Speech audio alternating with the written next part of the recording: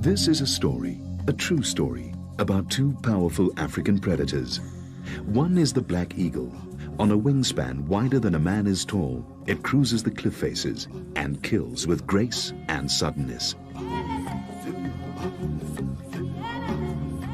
It flies as if it owns the air. The other animal is a cat, the caracal lynx.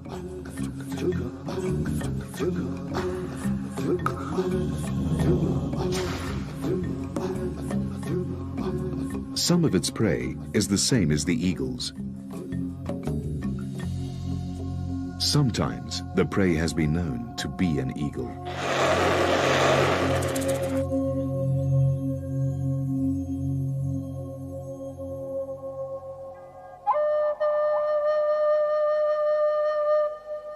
July in South Africa.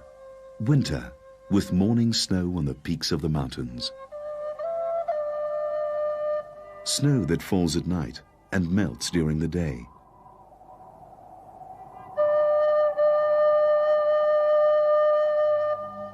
Feeding the streams and rivers that run through the mountains like arteries, supporting life. Some of it spectacular.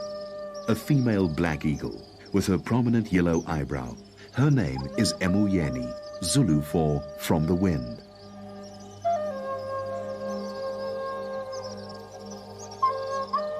Her mate, Kwatele, the cross one.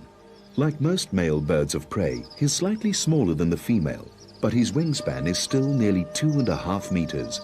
The pair command an entire mountain gorge. It's a place where, in winter, colorful aloes grow and colorful birds feed on them, Cape weavers and white-fronted sunbirds. Insects thrive here at the base of a rich food chain, with the black eagles at the top. They're also at the top of the gorge itself, high up a cliff face, with a 3-week-old chick in a nest, which they constantly refurbish with green branches.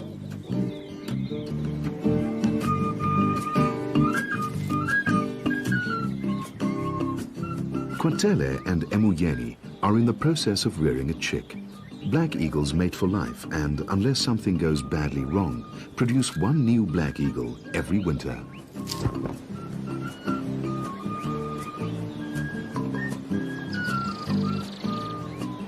Emuyeni's main task is to stay with the chick and shelter it from the sun, which can be very hot, even in the winter.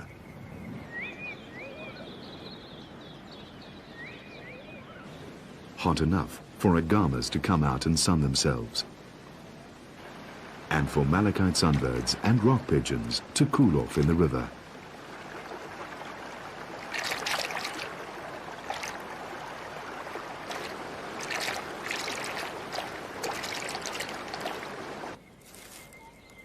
It is in these cooler winter months that black eagles do most of their nest building.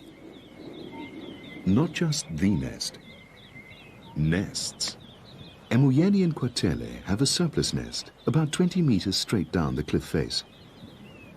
Even though black eagles only produce one chick a year and only need one nest, they may have up to 3 nest sites spread across 10 kilometers of mountain range.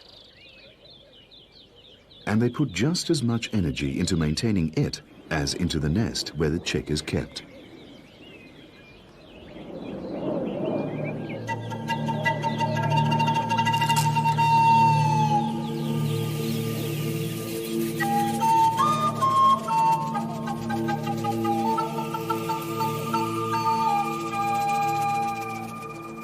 Some of the branches they pick off the mountainsides are heavier than the eagles themselves.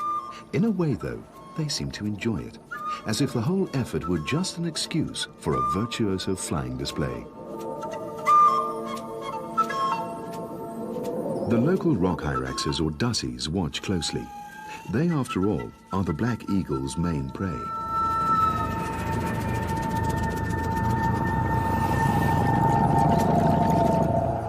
Temporarily neglected, the chick grapples with leftover prey items.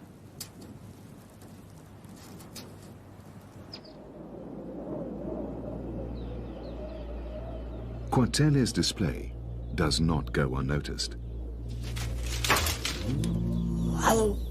The gorge forms the core of the caracal's 16 square kilometer territory. Averse to the daytime heat, he will rest in the cool shadows, but little will elude his sharp senses. The nest, however, is well out of reach, and if the chick is in danger from anything, it's from overexposure to the sun.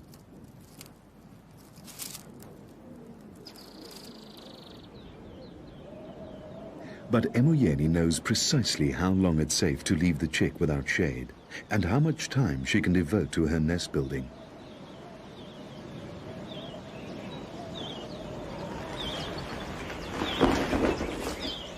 It's unclear exactly why black eagles build these extra nests. They could be outposts which enhance the bird's claim on the territory, or just be emergency spares.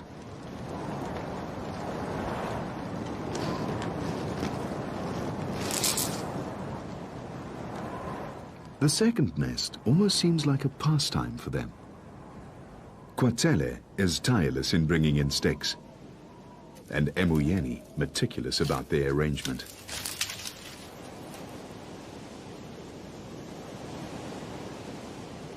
It's not just a one-season effort. These nests last and are built and rebuilt for years, sometimes for generations.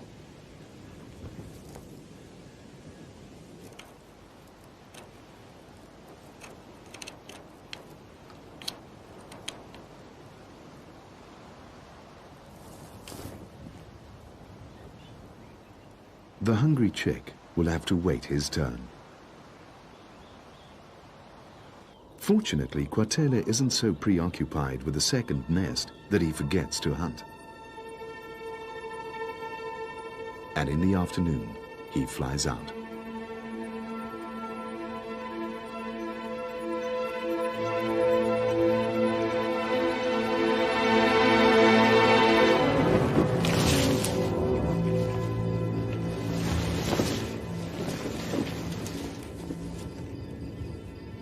But life does not submit easily in these mountain crags, and fortune plays to Kwatele's hand as he strangles the hare.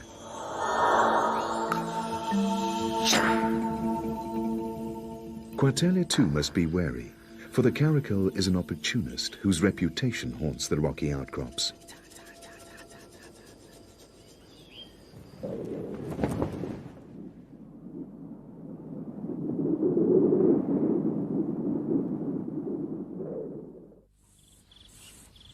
The high walls of the gorge bring in the evening. It's late afternoon, and the valley is already in shadows. And it's now, at last, on the still sunny cliffside, that the chick is fed.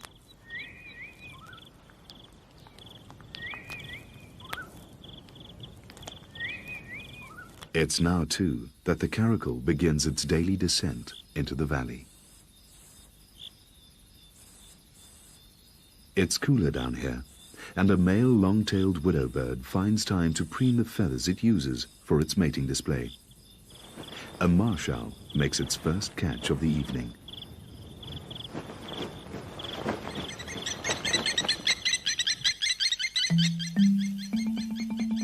And out on the grassland, the caracal begins its hunt. A caracal is a very special kind of cat.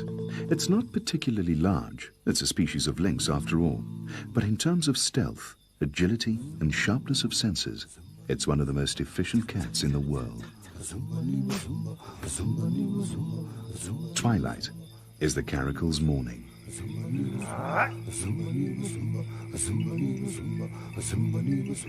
There's a long night ahead, stalking through the grass with ears that scan the landscape like aerials.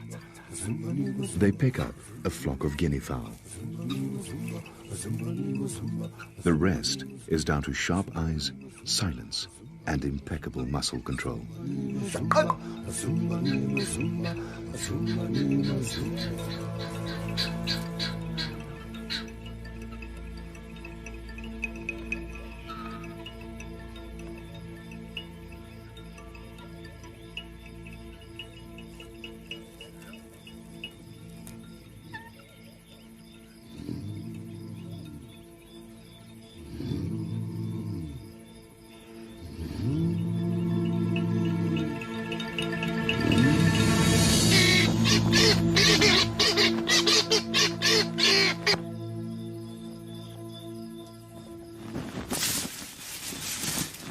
Like most felines, the caracal will play with his subdued quarry before dealing the final blow. A solitary animal, at home in any terrain, the caracal can catch dassies and rabbits on the mountainside as easily as guinea fowl and hares down here.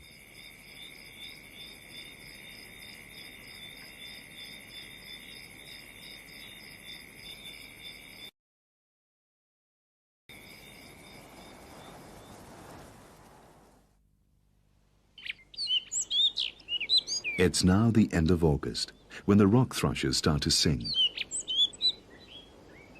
And the spring rains have brought grass to the valleys. And with the grass comes a change in mood. The dry winter is over, and it's time for sprouting, blossoming, breeding. Stony hollows turn into clear pools.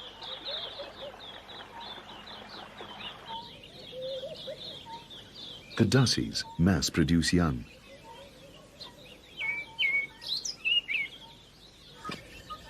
So do the guinea fowl. All appears to be normal, except for the black eagles. They are mating.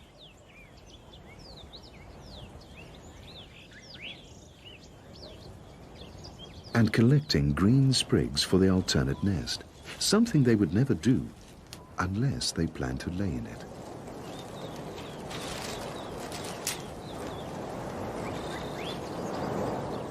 This is completely unnatural. While most animals are breeding now, black eagles are supposed to breed in the winter. It's as if somehow the obsession with a second nest has overtaken their instincts. It's an early spring, and a particularly rich one.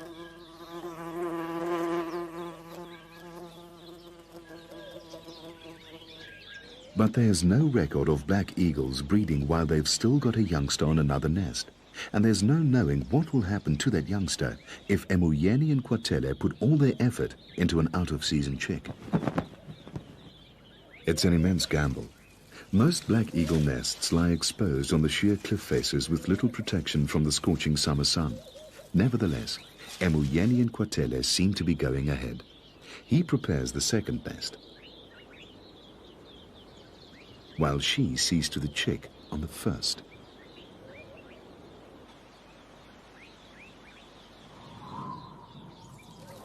Kwatele fetches sticks for the first nest too.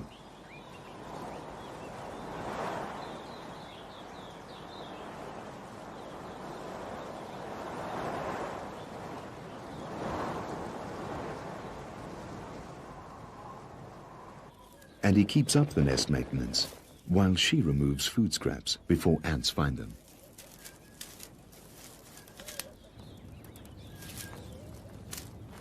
But what will happen when there's a new chick on the lower nest?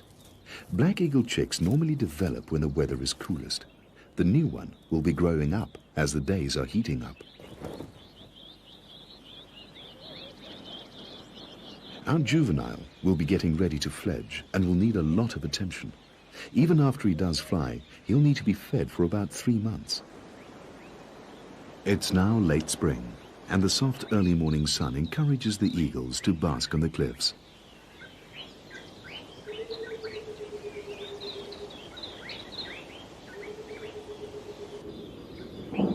But a sure sign of summer's imminent approach is its vanguard of storms.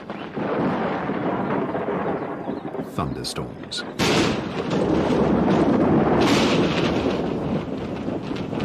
When the storm season hits, the eaglet, now a mottled juvenile, is 3 months old and about a week away from fledging.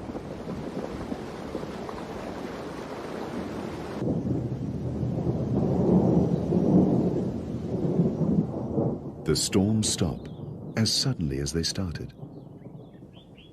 The eagles are left dripping, and the rivers bulging. A painted lady dries its wings. An agama in its full breeding colors eyes a potential meal.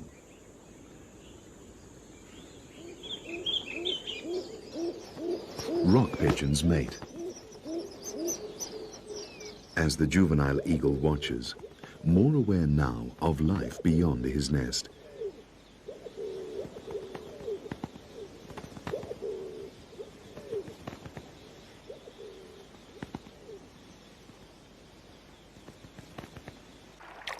Malachite sunbirds make the most of the brimming rivers.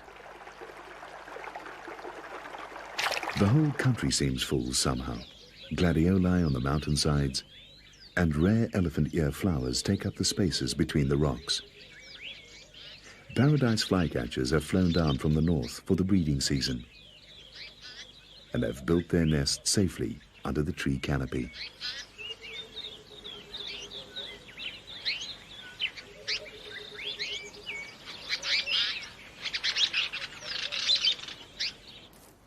But the only shade here is the shade Emuyeni makes herself.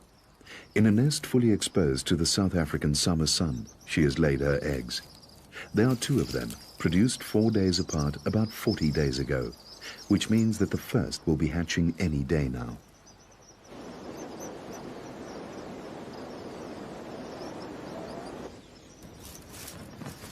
Meanwhile, the juvenile is exercising for his maiden flight. So far, the first ever recorded attempt by black eagles to do what's known as double brooding is succeeding.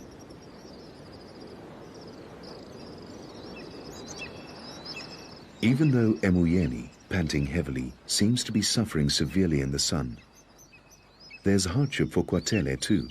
These days, the juvenile is hungrier than ever, and only his father is free to hunt for him. Kwatele brings the rabbit to a spot near the lower nest. Emuyeni leaves her eggs for a short while, for it is she who must deliver the food to the juvenile.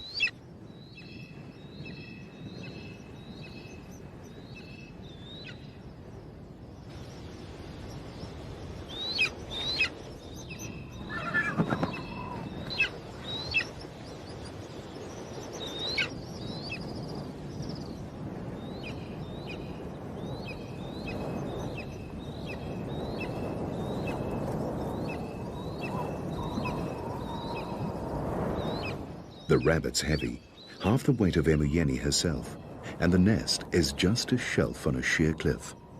There's no room for error. The juvenile seizes the rabbit.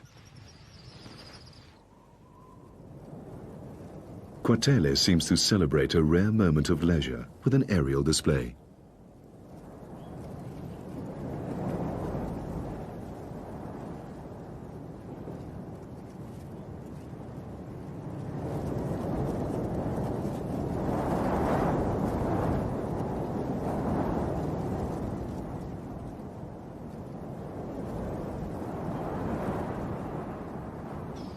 Even though he'll be fledging soon, the juvenile still isn't very good at feeding himself. This is one reason why he'll still need his parents when he leaves the nest.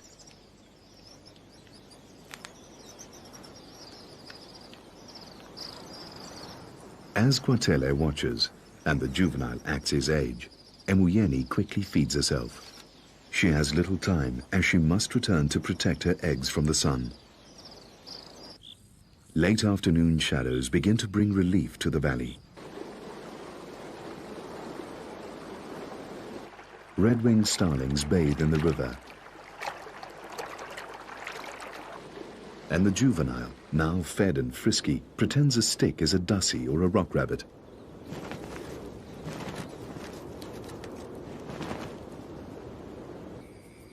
And catches a glimpse of the caracal, beginning its evening hunt.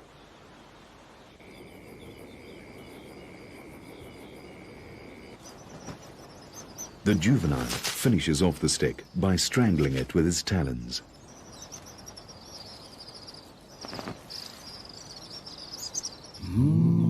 And the caracal makes its daily descent to the grasslands.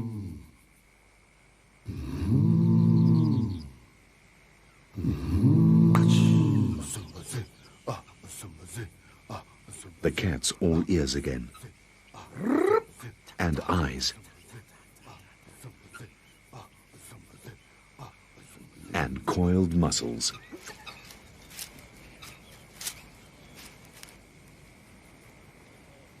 But even a caracal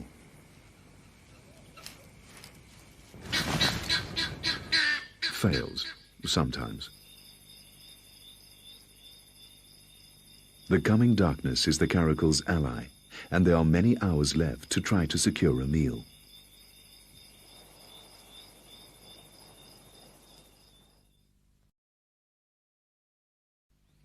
Black eagles aren't the only big, elegant birds soaring among these cliffs. Much more common are the Cape griffon vultures, which start the day by soaking up the morning sun. They nest in colonies, and their chicks grow up in noisy playgroups.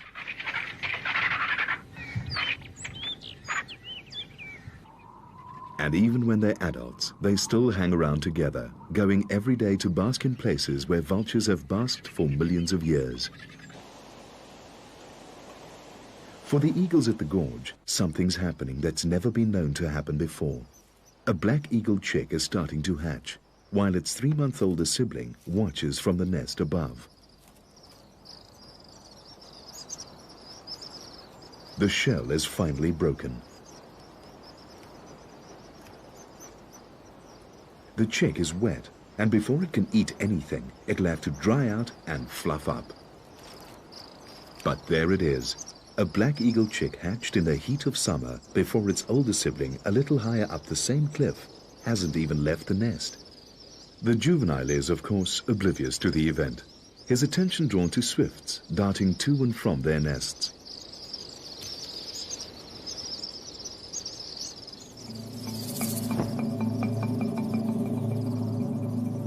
For Quatele, the sight of the chick triggers a change in his behavior. In an unprecedented move, he attacks his own offspring. Emuyeni puts a stop to his aggression, but he's still agitated. Not only must she protect her chick, but also her chick's food. There's always a chance Quatele might take it. He strikes again.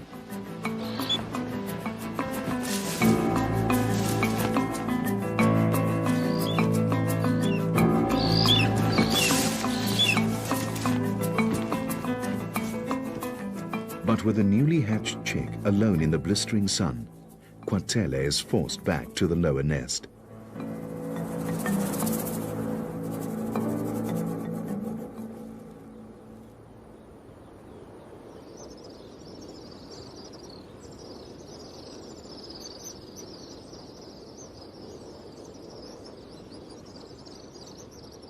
Her juvenile safe from further attack, Emuyeni takes the prey to the lower nest, leaving the bewildered juvenile to regain his composure.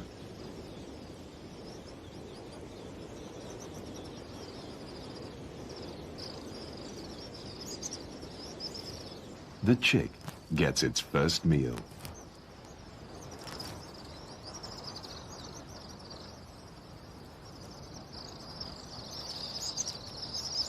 His father's drastic change of attitude has had at least one useful effect on the juvenile. Fledging has become a matter of priority. And he suddenly makes his first awkward flight. And his first clumsy landing.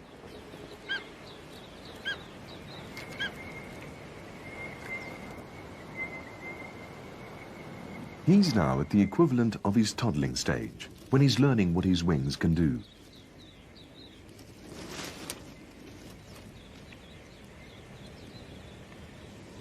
This should last a few months, with his parents looking after him, feeding him, and showing him how to hunt.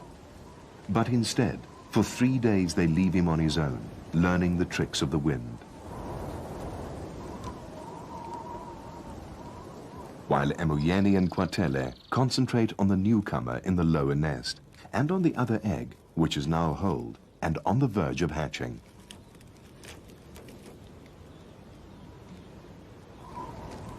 So, on the 3rd day, with the second chick about to hatch, the juvenile is soaring over the gorge. When again, Quatele turns on his offspring.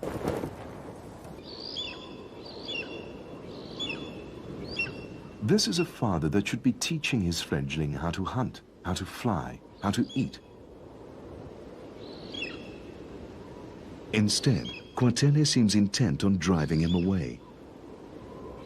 The possibility of an injured bird seems to interest the caracal, who watches the struggle intently. For the juvenile, it's the aerial equivalent of sink or swim. In trying to dodge Quartele, he displays flying skills far beyond his age. Then, Emoyeni leaves the chick and the unhatched egg, and this time, instead of defending the juvenile, mimics her mate's behavior.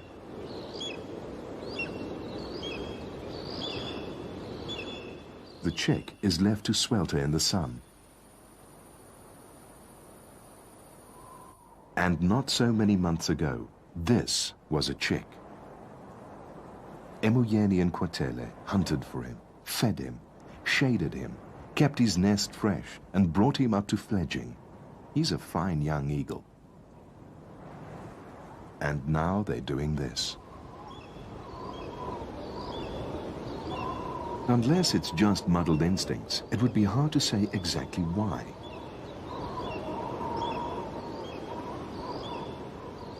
A juvenile that hasn't been taught to hunt would seem a lot less threatening to the chick than, for instance, the hot sunshine.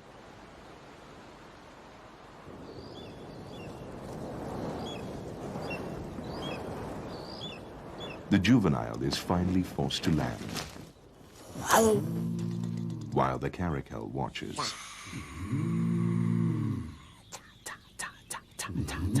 The one thing the young bird has yet to appreciate are the specifics of the world's dangers. As soon as the juvenile launches again, Quartele is after him, although there's at least an uncharacteristic attempt to strike back. And Emoyeni returns at last to make some shade.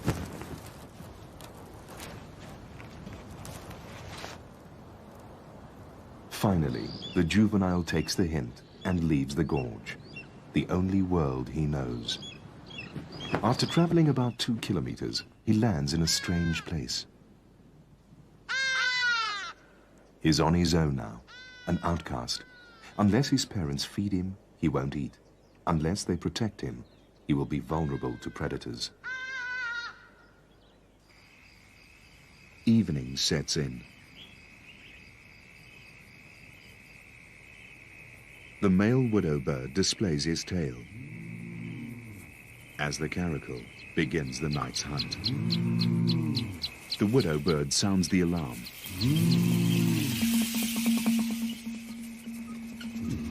The guinea fowl react without knowing what or where the danger is.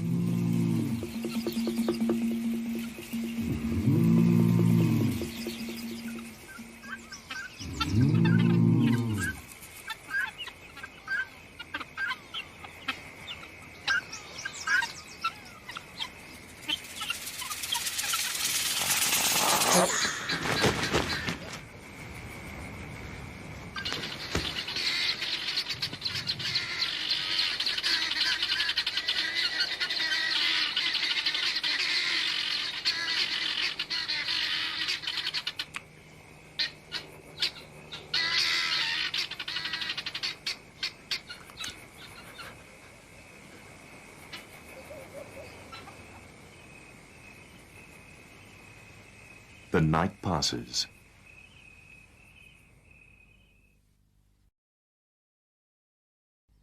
And the griffon vultures bring in the dawn. And at the gorge, what the dawn has brought is another new black eagle chick. The second egg cracked during the night, and Emoyeni now gives the new chick its first meal.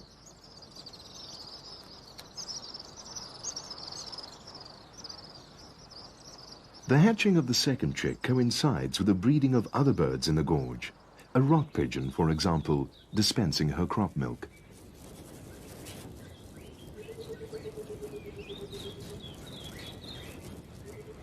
The new chick means a lot more work for Quartele, and more time spent searching the cliffs and crevices for food to feed his expanded family.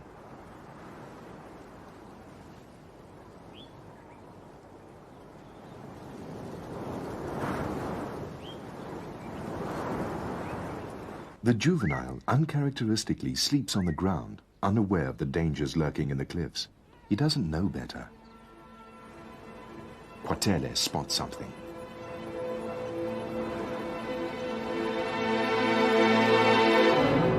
And snags it, a guinea fowl. And then he takes it, not to the nest, but 2 kilometers away. To the juvenile.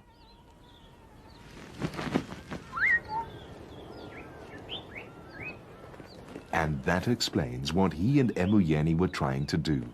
They just wanted the juvenile out of the gorge, away from the chicks. Quatele will still feed him and help raise him after all.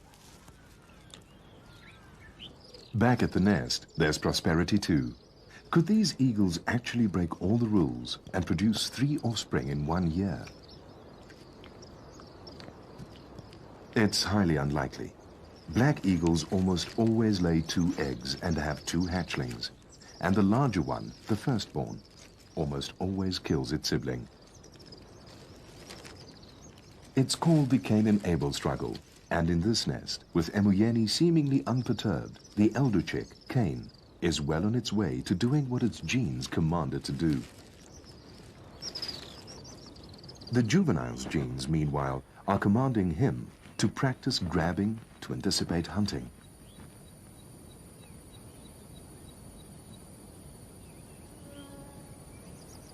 Emuyeni takes the brunt of the heat on a nest she can't leave. At a time of year when she shouldn't by rights be stuck there.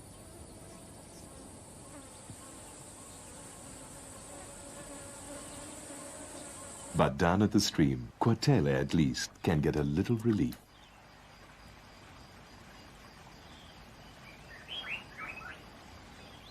It's too shallow for a bird this size to immerse himself in, but he can wade and sit in the water.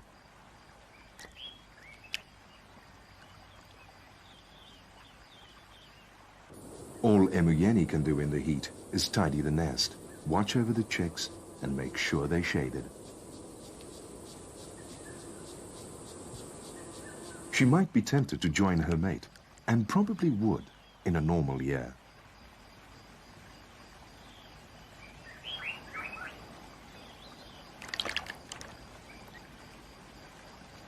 But now, she can only wait for Quatele to feel refreshed enough to relieve her at the nest.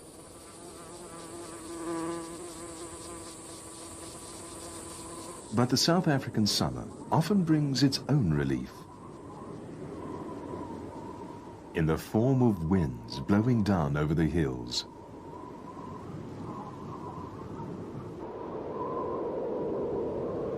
Winds Quatele can ride.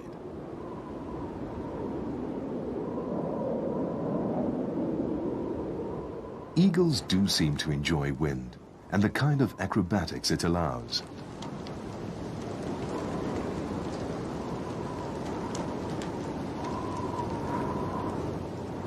That is, they seem to enjoy it up to a point.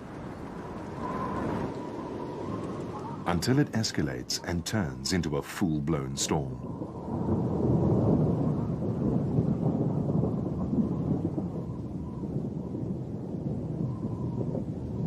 Then, Quatele can only sit it out. Which means no hunting at a time when Emuyeni, the chicks and the juvenile are all depending on him. So he has no choice. Even in this wind and blinding mist, he has to hunt.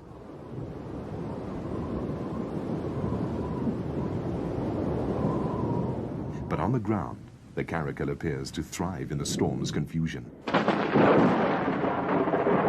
It quickly flushes out a nervous rock rabbit, and just as quickly loses it.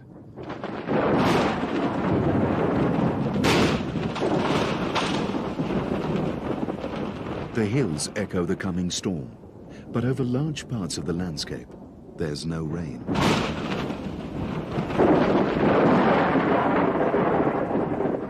The sky might as well be tossing down lighted matches, because soon, large parts of the mountain landscape are on fire.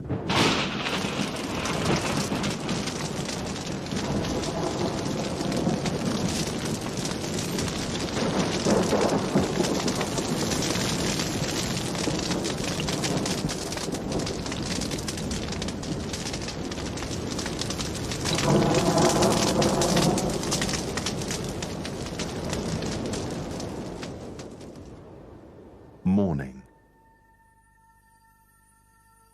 and devastation.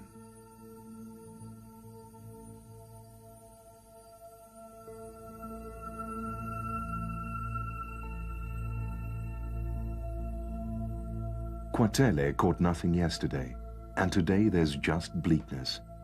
The family has not eaten in almost 2 days, and the fires are still burning.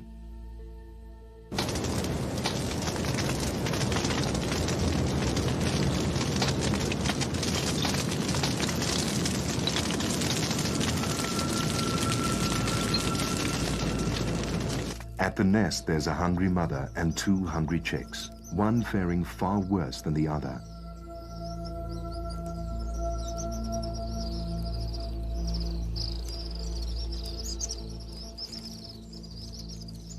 The fire is getting closer, but the fire and even the sun are less threatening now than starvation. Emuyeni can't wait any longer. Red-winged starlings mob her as she starts off.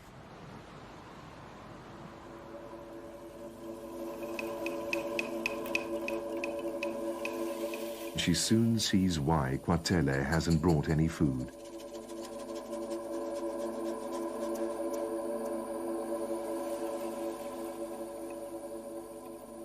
In the nest, the dominant chick, Cain, continues its ruthless quest to be the sole survivor.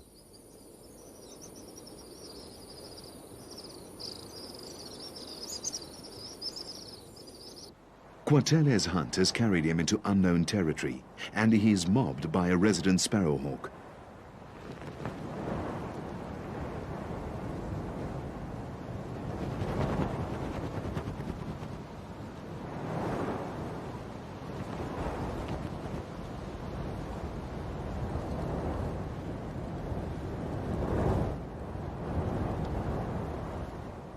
Finally, an unburned stretch and a rabbit.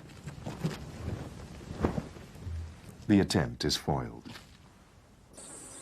The sun's getting hotter, but the eldest chick's drive to kill its sibling is so strong that even this heat doesn't stop him. Emuyeni searches the barren landscape.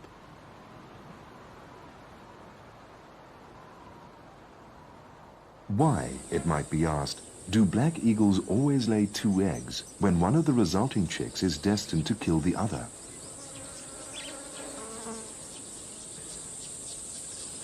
Insurance, maybe? If something goes wrong with one egg, there would be a spare. But added insurance can only go so far. It can't change the fact that this is the wrong season to have offspring.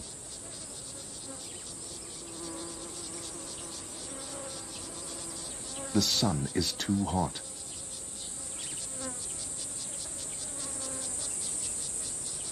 And now, even Cain starts to falter. The younger chick will not live, but this chick's survival is also far from assured. It needs food, and most of all, it needs shade. Emuyeni too is desperate. There's no food in the usual places, no life.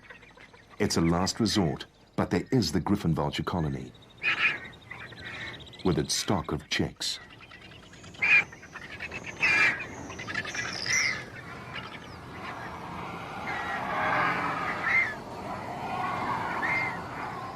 But the age-old conflict between black eagles and Cape griffons has sharpened the griffon senses. They are seldom caught unawares. Emuyeni must find food and get back. Immediately.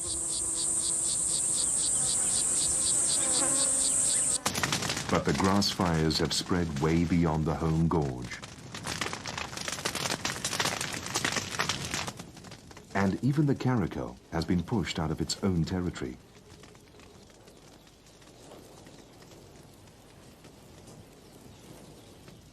And is now moving towards the gorge, where the juvenile eagle is sitting.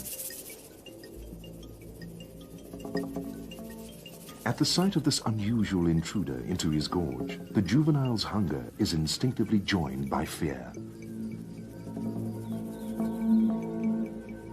Unsuccessful in their hunt, Quatele and Emuyeni begin their long flight back to the two young chicks. Cain is desperate and searches the horizon for any sign of his parents.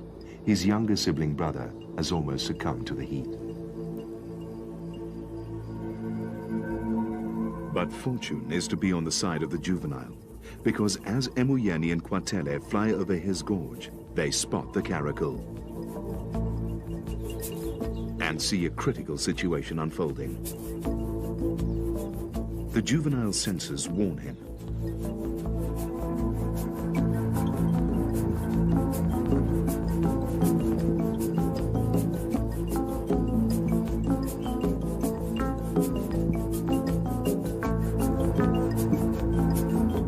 Emuyeni swoops at the cat, and it dodges into a crag. Quatele judges his moment carefully.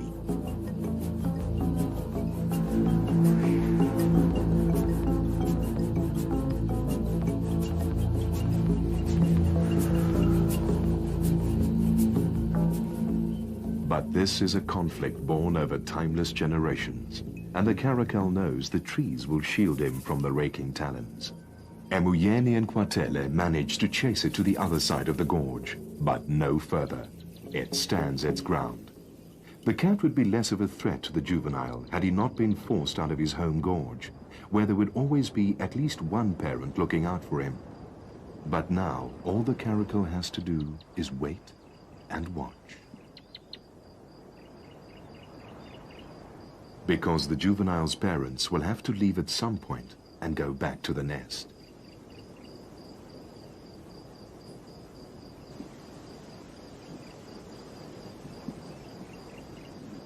By the time Quatele and Emuyeni reach their nest, the late afternoon shadows have crept up the cliff to provide some relief from the relentless sun. They return to a terrible scene. The younger chick is dead. Quatele lashes out at his mate.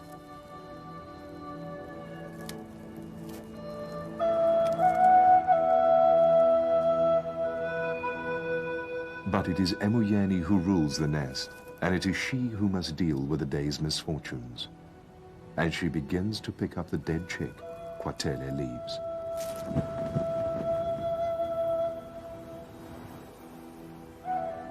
He looks down on a most unusual scene, never before captured on film.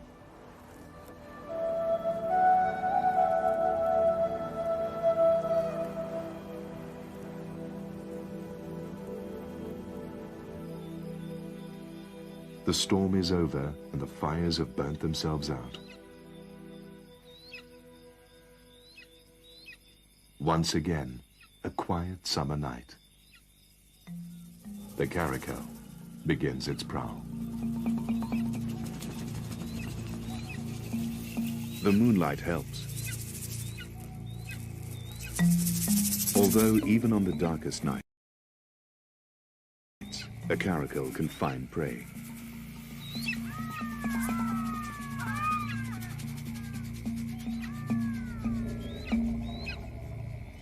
The faint chirping means the juvenile hasn't moved.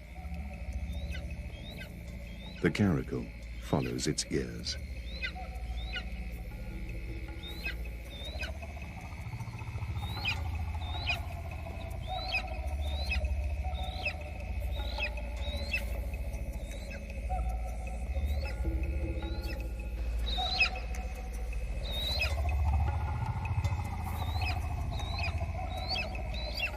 A few clouds start to drift across the moon. In the near total darkness, the caracal makes his kill.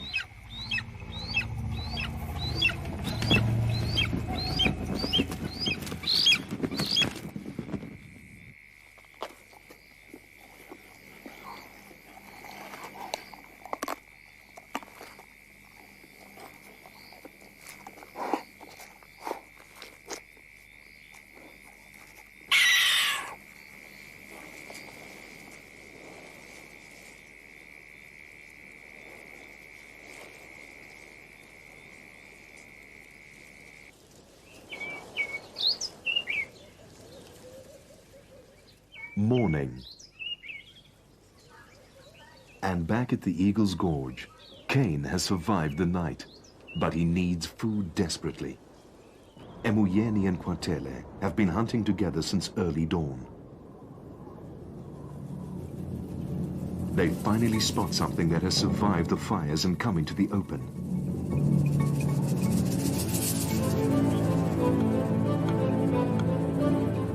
In a true display of Black Eagle cooperative hunting, Emuyeni flushes the quarry out, and Kwatele strikes behind her. Throwing caution to the wind, he recklessly tumbles down the cliff, gripping his prey. A rock rabbit.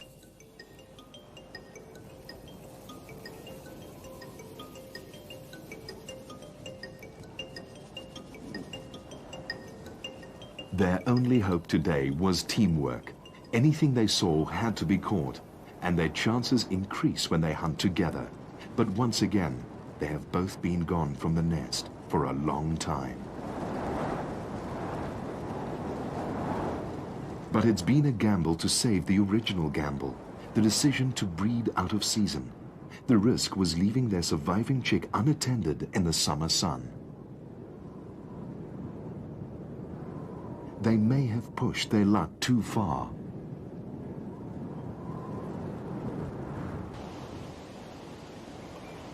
When they finally get back to the gorge, and to the cliff where they ambitiously built their 2 working nests, they find the second chick, dead.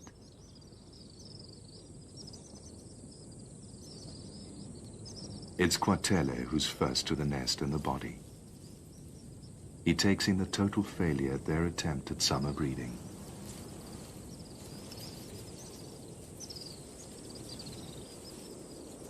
As hungry as he is, Kwatele abandons the rabbit.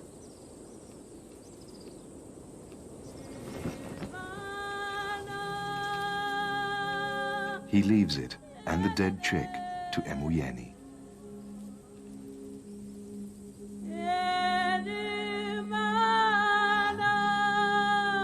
Her reaction in the end is a little more practical. She has a fresh rabbit. And she also has another hungry offspring. The juvenile, the one she started with, and one that's also suffered greatly from the experiment in double brooding. Attacked by his parents and ultimately exiled to another gorge, defenseless, not knowing how to feed himself and never knowing when or if another meal would be flown in. Emuyeni lands at the place where she last saw the juvenile. But the familiar calling of the juvenile does not greet her.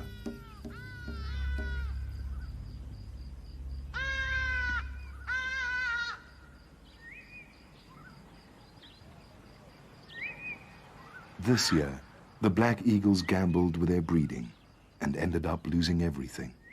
3 chicks hatched, 3 died.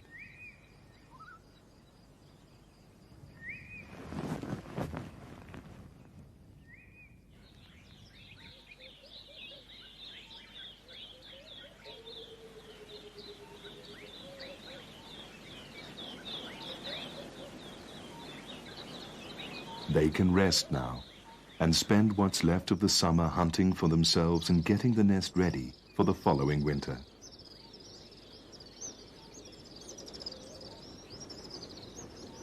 In this case, double brooding had proved disastrous.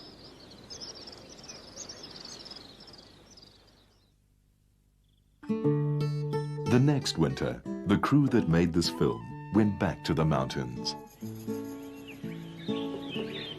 To the Cape Weavers and the Aloes.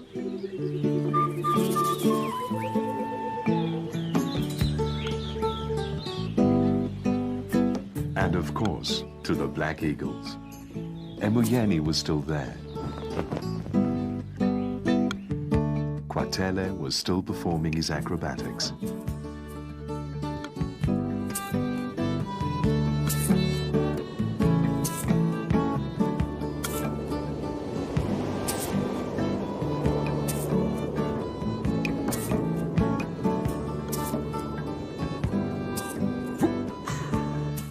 The caracal was there too, resting in the grass and watching and watching.